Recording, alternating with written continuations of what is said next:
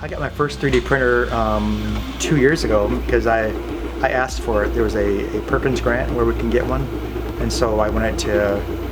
I teach a section on printers in my A+ PC hardware class, and I wanted to show kids that this is a thing too. So it's been a lot more this year because it's a lot more accessible since I have more than one, so I can be printing more than one thing at a time.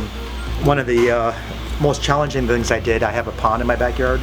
And so I was using lava rock and passing the water through lava rock, but after a while it gets clogged. And so what I did was I researched it, and they suggested a bio-ball, which is like a plastic lava rock. And so it's kind of like this. This is a bigger one. This is as big as I can print something. I just want to see how big I can do it. So the actual bio-ball is probably about the size that you can put it in your hand, but it just has a lot of surface area to collect bacteria and stuff like that, and that digests the nasty things in the water. So it's a lot of practicality, so pretty cool. I've gotten multiple things printed. So the first thing that I got printed was like this cool like crystal green dragon thing, and it reminded me one of the crystal dragons from Spyro. And yeah, I love that game. I have had multiple different sizes of 3D printed noses for a costume that I'm doing for NebraskaCon in November 1st through the 3rd. Today, I just got some teeth to put into that costume, so I'm excited for that. It is for a fursuit. It's a very old, and I really want to restore it, but it's like 15, 20 years old, so it's a piece of the furry fandom's like history. So I think that's really cool that I'm kind of working on that, updating it.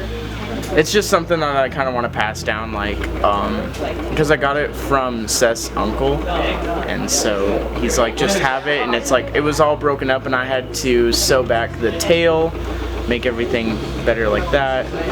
And then now I'm just working on the head, and I hope that I can work on the paws. I think the paws would be really fun. This one probably took about probably 25 hours. So it's nice to have more than one, so that we can just have multiple things going at one time.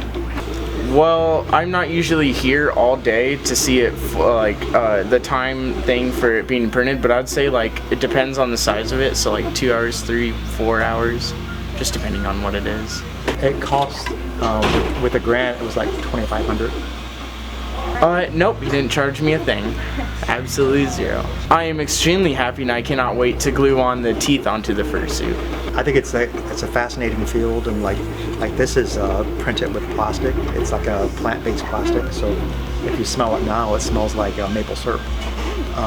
But there's other kinds of 3D printers. Like if you think about that process, it's just putting one layer at a time. Kind of like if you were to do it with like a hot glue gun. It's that same idea. I mean, you could do it with chocolate, you could do it with concrete. So they actually have things that print concrete. It's like, for example, the foundation of a house. You can just, as long as you keep the supply going, it will keep printing all night. And the idea is still the same, where you just keep doing one layer at a time, and you have a X, Y, and a Z plane. So you're always changing those X, Y, and Z, and so it could be any size, just the basic same idea.